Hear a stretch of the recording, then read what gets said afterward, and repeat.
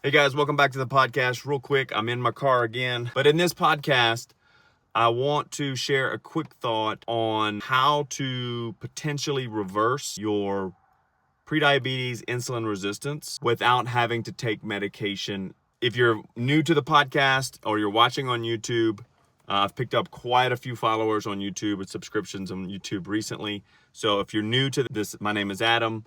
My podcast is the Adam Bro Podcast, but also called the Fit Disciples Podcast. The goal is to help people who are of the Christian faith in particular, or people who work in the non-church space, to regain or sustain their health so that they can continue to do what God's called them to do. This is going to be a quick podcast because I'm just trying to be consistent. Life has been a little nuts, so not an excuse, but we got to be consistent with putting up content because that's how you build influence, momentum, and all that. So I want to share real quick on prediabetes, insulin resistance. Insulin resistance, for lack of scientific terminology, is basically when you overfeed yourself for a significant amount of time. You keep your insulin levels high for a significant amount of time to the place where your muscle cells and fat storage are no longer accepting deposits, in a sense, right? Insulin is a storage hormone. It pushes nutrients into the muscles, into the cells.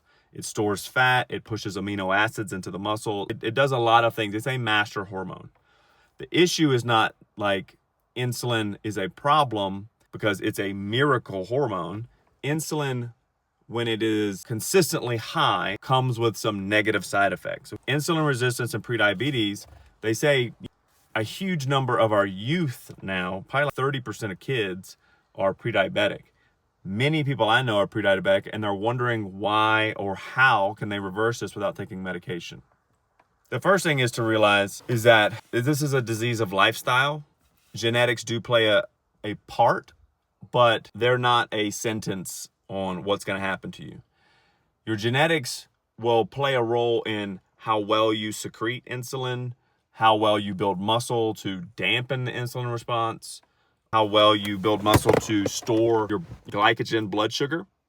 So genetics are a thing, but really the issue is when we overeat in general and overeat in particular carbohydrates and processed sugars. It is basically those things raise your blood sugar. Your pancreas secretes insulin to clear the blood sugar because sugar in the system is tightly regulated. You've only got about a teaspoon or tablespoon, 4 grams to 5 grams of sugar in your bloodstream at any one time. And once it gets above that is when we become diabetic. So we raise our blood sugar by eating too much in general, consistently, or eating too many processed carbohydrates in general, right? So we want to make sure that we are regulating that system a little bit, and we do that a few ways. I got notes here. We're going to go through this real quick. First of all, in order to reverse your insulin resistance or prediabetes, we need to realize that there's no single food that's doing this to you. It is your lifestyle mixed with habits and genetics that create this situation, all right? The first thing you need to do is you need to realize your body needs to go have times of eating and times of not eating. There's a reason why we store body fat and burn body fat. It is because the body is preparing for times when there may not be food, and it will need to use its own storage to survive. Because your body's number one job is to keep you alive, right? That's the underlying programming. Keep this person alive.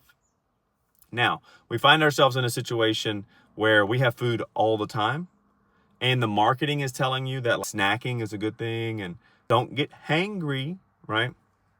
Usually when you get hangry, it lets you know that you have a metabolic issue, usually. So the first thing is to realize being hungry is a good thing. Being hungry is healthy for you. You need it. So stop snacking all day. Number one, snacking was invented by marketing companies to sell you more snacks. That's it. You're not going to die if your blood sugar drops unless you're type 1 diabetic. You're not going to die if you get hungry. Actually, the majority of people in the U.S. have never truly experienced significant hunger, right? Because 40% of us are overweight. I think by the year 2030, 50% of us will be obese. All right? So being hungry is not really a real danger for most of us. So you need to stop snacking all day. You need to give your body a break from digesting so that it can actually repair and use the storage you have created. So that's the first thing you do. If you want to reverse your prediabetes or insulin resistance, stop snacking all day. Choose 3 to 4 meals a day that are protein heavy and eat those. It's going to help you with your hunger. It's also going to keep you full longer so that you're not feeling the need to snack all day. All right. So stop grazing and snacking. Number 2, be mindful of your carbohydrate intake. Now, a lot of people will be like, you don't even eat carbs, do you, Adam? Well, I do, but people don't know how to define carbohydrates. People think carbohydrates are bread, pasta, rice, potato, but it's actually fruit, vegetables, and everything as well. Plus processed foods, anything that comes in a package, box, bag, has a commercial, or usually some type of carbohydrate processed food. So the big thing is you're not trying to cut out all carbohydrates. You're just trying to make sure that you're not eating a lot of processed foods. You're cutting down on your pasta, breads, rice, even some potatoes to some extent, depending on how well you do.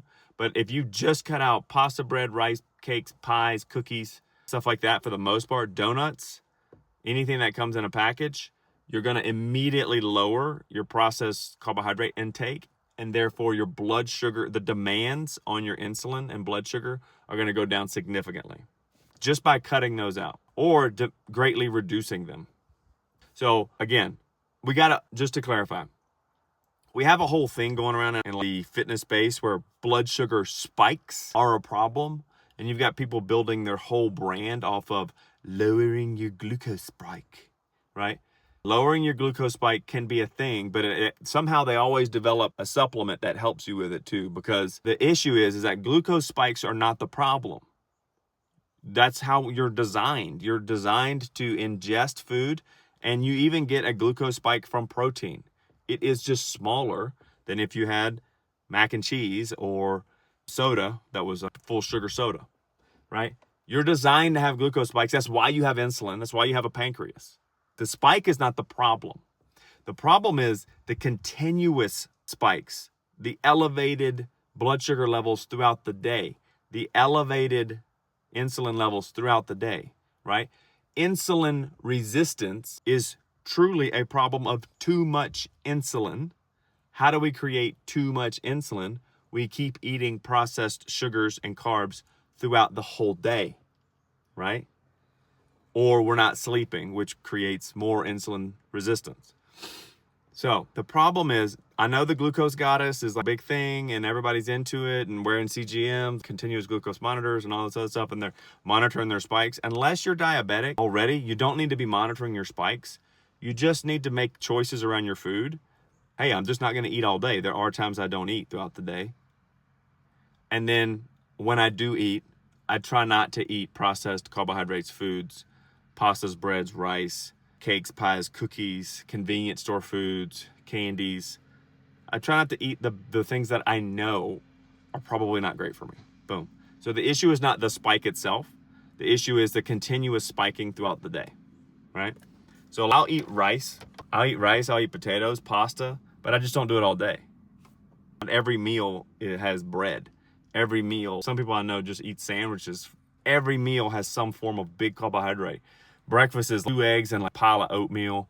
Lunch is like a sandwich that's covered in bread. And then dinner is like some type of meat with potatoes or rice, pasta with a little bit of vegetable. Well, you have big punches of carbohydrates at every meal. You're going to get punches of glucose and insulin throughout the whole day. You can monitor that you can lower that by just lowering the amount of carbohydrate you're taking in. Boom. So the second thing is just be mindful of those sugars. If it's sweet, it's probably spiking your blood sugar. And if you're doing it regularly throughout the day, it's a problem. One spike, not a big deal. Multiple spikes throughout the day consistently, and then never giving yourself a break is a problem. The next thing to focus on is moving. We have to think of protein is a structural macronutrient. We use it to build muscles, bones, organs, hair, skin. We use it for a lot of enzymes. It does a lot of things in the body. But it's really hard to get fat or insulin resistant by eating too much protein. It's really hard, almost impossible. Actually, if you just ate lean protein, you would starve to death because there's not enough fuel in it. Now, your carbohydrates and your fats, those are fuels, and fuel either needs to be used or stored. So if you're not moving and you're eating lots of carbohydrates throughout the day, or just overeating in general, you're giving your body no need to burn this fuel. Therefore, you are storing it. Therefore, you are slowly creating a place where your body's like, I can't store anymore. Insulin resistance. It's resistant to the actions of insulin, trying to store things. So moving, specifically after meals, is very important. Taking a 10 to 15 minute walk after each meal, or making sure you're getting 7 to 10,000 steps a day, which might be high for some people. Even if you're starting at 4, try to get 5,000 a day, right? Whatever it is, trying to move more creates a need for those fuels and lets the body burn those fuels. If you're just sitting around all day and you are not moving forward in your health, you're literally moving backwards. Your body's going to get better at just not doing anything. So unless you're creating some form of demand, even a light demand for those energy substrates, fats and carbohydrates, if you're not creating that, you're going to store them. So if you find yourself getting heavier and fatter each year and you're like, but I'm eating clean. Well, obviously clean is a thing, but clean is also just an empty cup people fill with their own definition. And if there's no demand for the food, you're going to store it.